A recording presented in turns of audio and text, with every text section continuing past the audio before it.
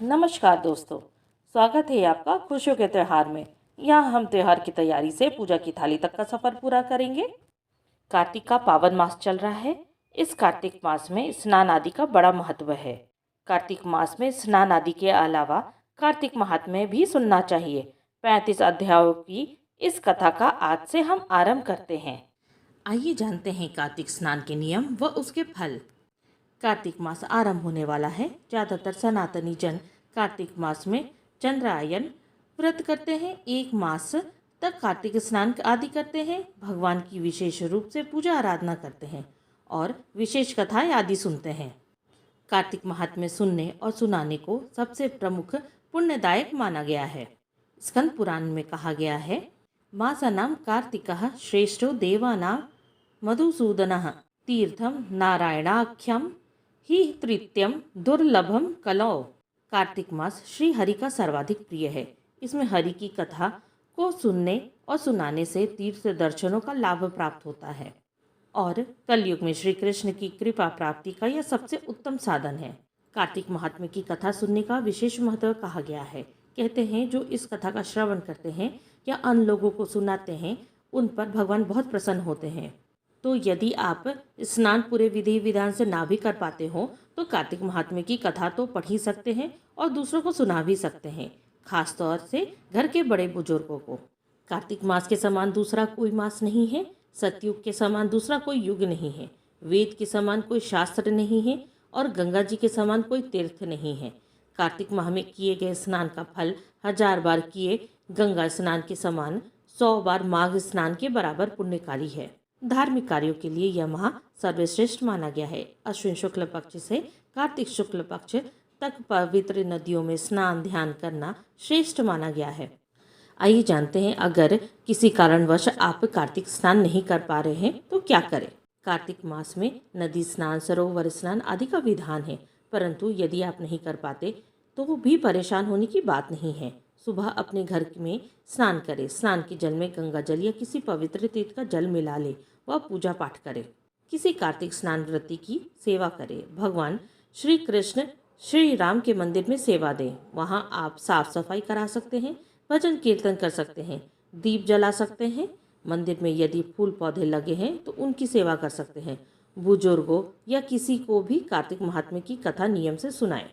कार्तिक माह में भगवान शिव, महाचंडी, सूर्य नारायण तथा अन्य देवों के मंदिर में दीप जलाना चाहिए। मंदिरों की सफाई आदि करानी चाहिए। भगवान विष्णु का विशेष प्रकार के पुष्पों से श्रृंगार करना चाहिए। ऐसा करने से अश्वमेघ यज्ञ के समान पुण्य फल मिलता है।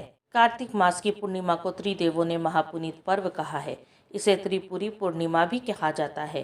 कार्तिक माह की पूर्णिमा को बिना स्नान किए अंत तक ग्रहण नहीं करना चाहिए। कार्तिक मास में राधा कृष्ण, विष्णु भगवान तथा तुलसी पूजा का अत्यंत महत्व है। जो मनुष्य इस माह में इनकी पूजा करता है उसे पुण्य फलों की प्राप्ति होती है। श्रद्धालु व्यक्ति कार्तिक माह में तारा भोजन भी करते हैं। पूरे दिन व्रती निराहार रहकर रात्रि में तारों को अर्घ्य देकर भोजन करते हैं। व्रत के अंतिम दिन उद्यापन किया जाता है। घर में सब प्रकार की शुभता, सदैव सुख शांति के लिए तुलसी आराधना अवश्य करनी चाहिए। जिस घर में शुभ कर्म होते हैं वहाँ तुलसी हरी भरी रहती है और जहाँ अशुभ कर्म होते हैं वहाँ तुलसी हरी भरी नहीं रहती। घर परिवार में सुख शांति समृद्धि के लिए कार्तिक मास में जरूर करना चाहिए कुछ ज़रूरी काम। पहला, दीपदान करें। कार्तिक मास में सबसे प्रधान कार्य दीपदान करना होता है। इस मास में नदी, पोखर, तालाब आदि में दीपदान किया जाता है। इससे अतुल्य पुण्य की प्राप्ति होती है। दूसरा है तुलसी पूजन। कार्तिक में तुलसी पूजन करने तथा सेवन करने का विशेष महत्व बताया गया है। वैसे तो हर मास में तुलसी का सेवन व आराधना करना श्रेयस्कर होता है, लेकिन कार्तिक में तुलसी पूजा का महत्व कई गुना माना गया है। तीसरा है भूमि पर शयन। भूमि पर शयन करना कार्तिक मास का तीसरा प्रधान कार्य माना गया है। भूमि पर शयन करने से मन में सात्विकता का भाव आता है तथा अन्य विकार भी समाप्त हो जाते हैं। चौथा है ब्रह्मचर्य। कार्तिक मास में ब्रह्मचर्य का पालन अति आवश्यक बताया गया है। पांचवा है भोजन में सावधानी। व्रती के लिए कार्तिक मास में कुछ अनाज व आहार का निषेध बताया गया है। उड़द, मूंग, मसूर, चना, मटर, राई, हींग, मूली और हरी सब्जी आदि का सेवन निषेध है। व्रती को घिया या लौकी, गाजर, बैगन, कैथ, बासी भोजन तथा दूसरों के भोजन आदि दूषित खाना नहीं खाना चाहिए। अपने लिए जो भोजन पकाएं उसे बिना भगवान को भोग लगाए तथा बिना गौ माता के लिए ग्रास निकाले भोजन नहीं करना चाहिए। व्रती को तामसिक पदार्थों का त्याग कर देना चाहिए। व्रती को दिन के चतुर्थ पहर में एक समय का भोजन पत्तल पर करना चाहिए। छठा है तेल मर्दन। कार्तिक माह में पूरे मास में शरीर पर तेल नहीं लगाना चाहिए। यह केवल कार्तिक माह की कृष्ण चतुर्दशी या नरक चतुर्दशी या छोटी दिवाली को शरीर पर तेल लगा सकते हैं। अन्य दिनों में तेल का त्याग कर देना चाहिए। सातवां है संयम। व्रती को संयम से काम लेना चाहिए। क्रोध का त्याग करना चाहिए। उसे साधुओं के समान व्यवहार करना चाहिए। आठवां है अल्पभाषी। व्रती को व्रत के दौरान कम बोलना चाहिए। किसी की निंदा तथा विवाद में नहीं पड़ना चाहिए। व्रती को किसी से झगड़ा नहीं करना चाहिए। परदेश नहीं जाना चाहिए। इंद्रियों पर संयम रखना चाहिए।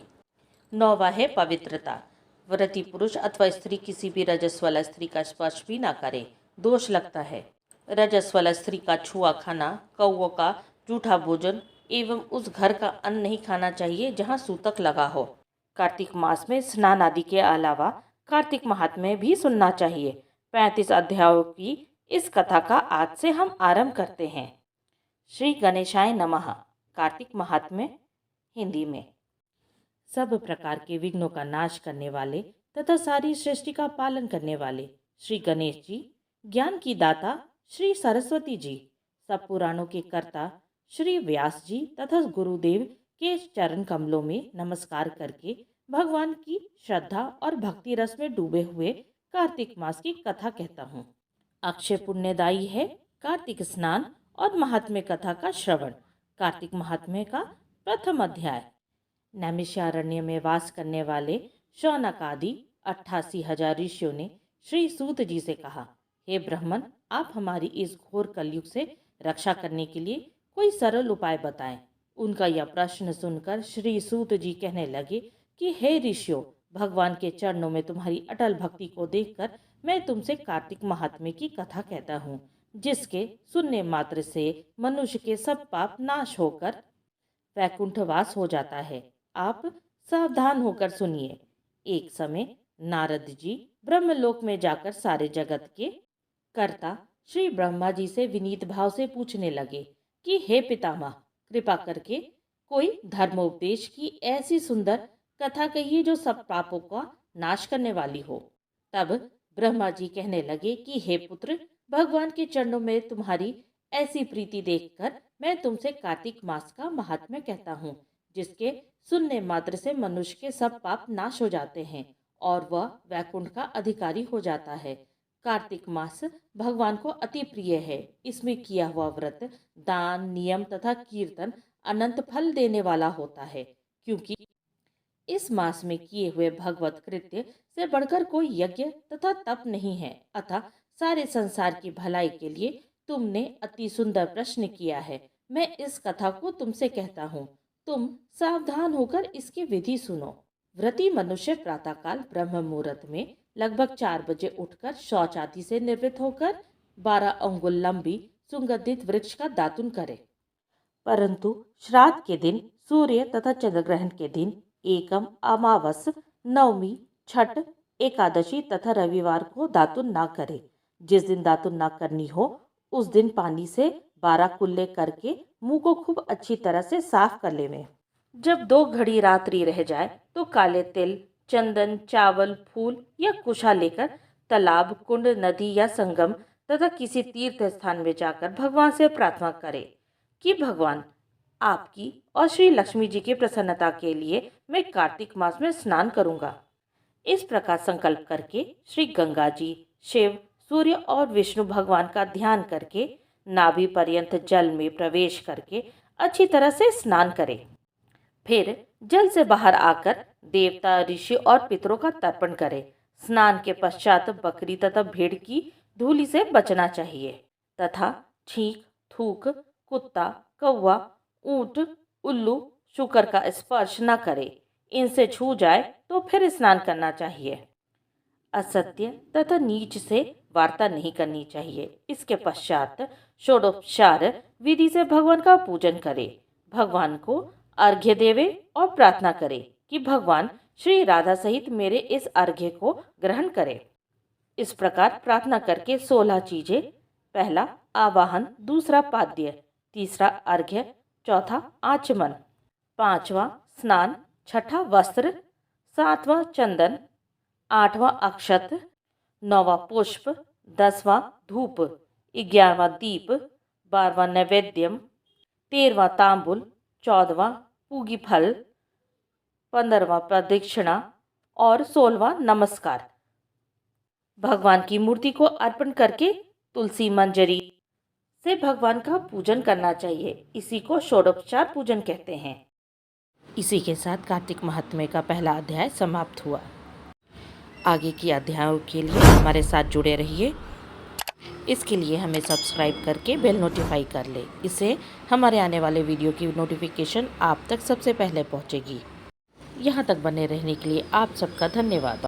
ओम नमो भगवते वासुदेवाय नमः।